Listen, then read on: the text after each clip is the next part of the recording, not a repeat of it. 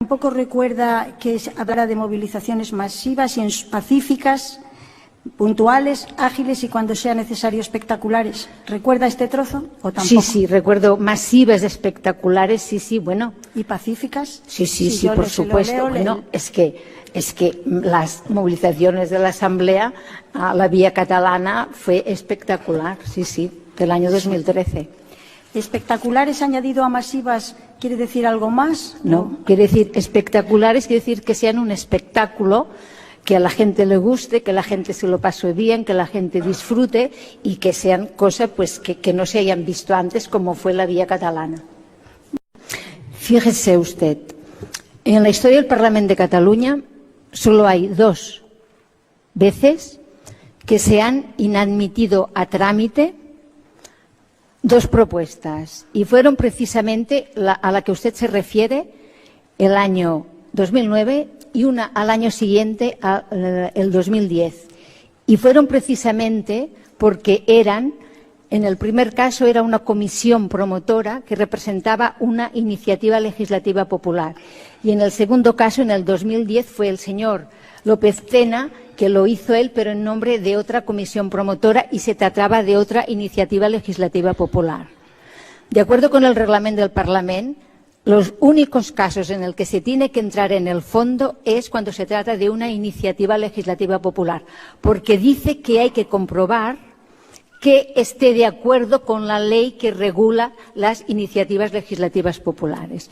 Y estas son las 2 únicas veces en el Parlamento de Cataluña que se ha inadmitido a trámite una proposición o una iniciativa parlamentaria por cuestión de fondo, pero es precisamente porque el reglamento dice que hay que entrar en el fondo porque tiene que verse que está de acuerdo con la ley de la iniciativa legislativa popular.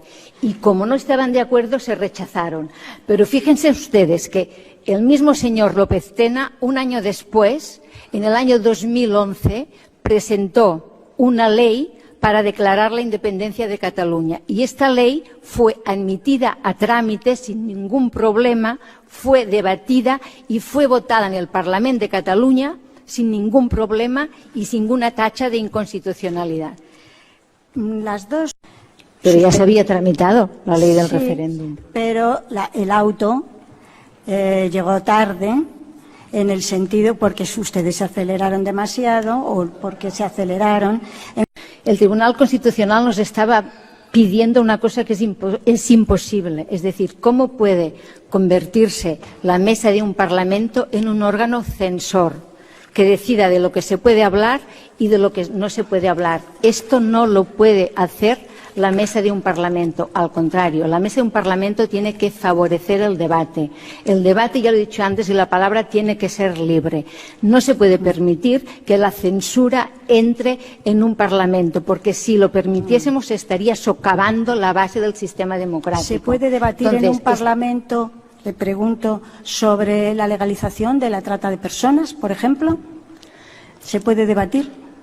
Mire, tenían que admitir a trámite una propuesta para debatir sobre la legalización. Yo ya le he puesto un ejemplo. Esta pregunta, señora fiscal, me la hizo el día 9 de noviembre. Y se la vuelvo a hacer ahora para que lo conteste ante el tribunal. Para mí, el único límite a la libertad de expresión y al debate parlamentario es el respeto a los derechos humanos. Y creo que cuando se habla en aquel día me pregunto por la esclavitud, esto no es respetar los derechos humanos y estoy convencida que ningún grupo parlamentario pretendería que se debatiese en el Parlamento, en un Parlamento democrático, una propuesta como esta.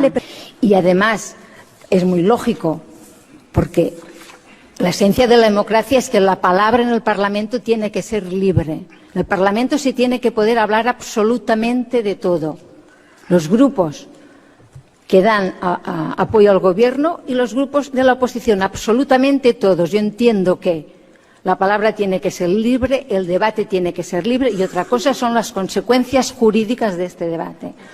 El Gobierno español ha desoído en numerosas ocasiones también el Tribunal Constitucional. Sí, pero ahora la Fiscalía del Estado ha desoído al Tribunal Constitucional. este excelentísimo tribunal en otras épocas también ha desoído al Tribunal Constitucional. Que se permita responder a cuestiones que no se le han preguntado.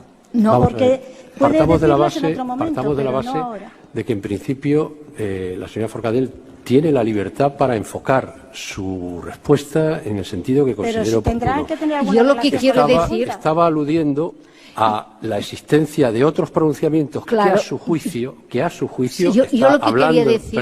Perdone, está hablando en su propio nombre, que a su juicio han determinado también desoír resoluciones del Tribunal Constitucional por otras instituciones.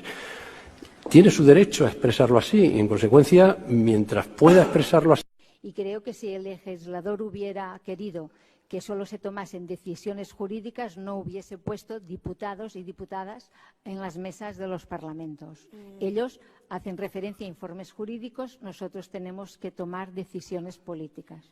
Ya he dicho que cuando estamos reunidos en el Pleno es el órgano soberano, de acuerdo con el artículo 71 del reglamento del Parlamento, y la mesa no tiene ninguna función, solo tiene la función de ordenar el debate y dar las palabras. Sí, y usted también dirige el debate, ¿no? Y sí, señala las y sesiones. las palabras. Y señala la duración de las sesiones. Yo le pregunto por qué se hizo tan rápida y tan velozmente y tan concentradamente el debate y la votación de esta ley 19/2017. Pues de rápida no fue, porque duró muchísimo. Sí, pero un día. Todo el día. Sí.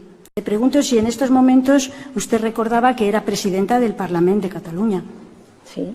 Bien. Por eso dije votar sí o votar no. Dije las dos cosas, votar sí o votar no.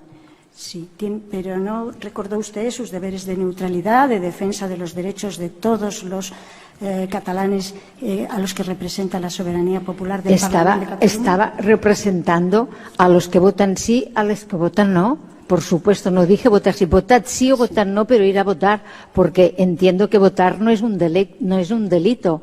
¿Por qué no admitieron enmiendas a la totalidad? No se admitieron. A ver, repito, admitimos enmiendas de supresión de todo el texto, que es lo mismo. Pero además, le vuelvo a repetir, esta tramitación del 81.3 es igual, exactamente igual, que la tramitación por lectura única que existe en el Congreso de los Diputados y que además se ha utilizado para aprobar leyes de muchísimo calado.